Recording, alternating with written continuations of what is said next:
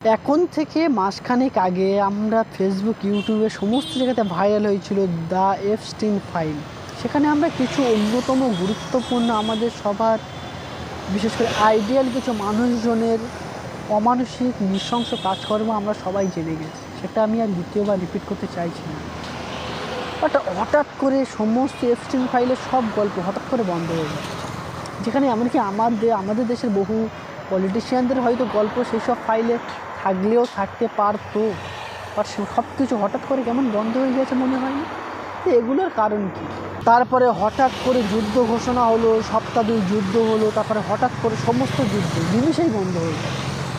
এই সব কিছুর পিছনে কারণ, এই সব কিছুর পিছনে কারণ রয়েছে যে দেশের আরও এমন কিছু নৃশংস অমানসিক ঘটনা, এমন কিছু ঘটনা এই এপস্টিন ফাইলের মাধ্যমে সামনে আসে, যেটা সাধারণ মানুষ কল্পনাও করতে পারে।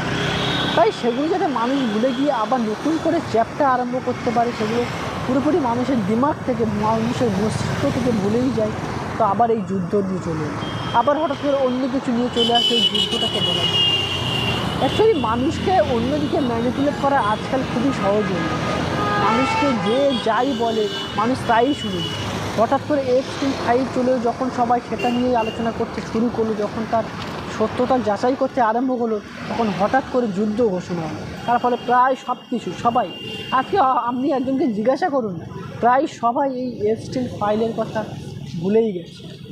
বাট আমাদেরকে মনে রাখতে হবে, এই এপস্টিন ফাইল সবাই ভুলে যাক আর নাই বাই যাক, বাট এই এপস্টিন ফাইলের যে গল্পগুলো রয়েছে, যে ঘটনাগুলো বর্ণিত রয়েছে, এগুলো কিন্তু মিথ্যা নয়।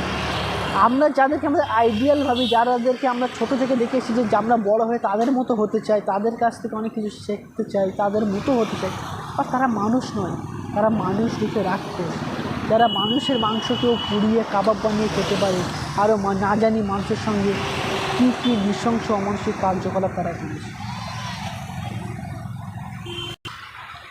তো সব সময় এটা মনে রাখবেন যে আমরা বাইরে থেকে যাদেরকে যেমনটাই দেখি, তারা কিন্তু অ্যাকচুয়ালি ভিতর থেকে প্রকৃতি তারা সেরকম, তাদের ভিতরে অনেকটা অমানুষ, অনেক কিছু মনোভাব দিয়ে ভাবে।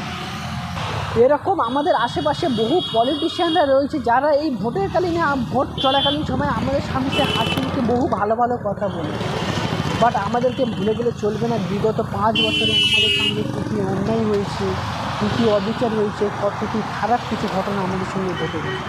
সব কিছুর কথা মাথায় রেখে আমরা যেন ভোটে বোতামটা টিপি। আমার ভিডিওগুলো কেমন লাগছে অবশ্যই কমেন্ট করে জানিও, আর ভিডিওগুলো যদি ভালো লেগে থাকে তাহলে অবশ্যই আমার চ্যানেলটিকে সাবস্ক্রাইব করে আমার পাশে থেকো। আমি এরকম ভিডিও আপলোড করতেই থাকবো। আশা করি পরে আবার দেখা হবে। আজকের জন্য বাই বাই।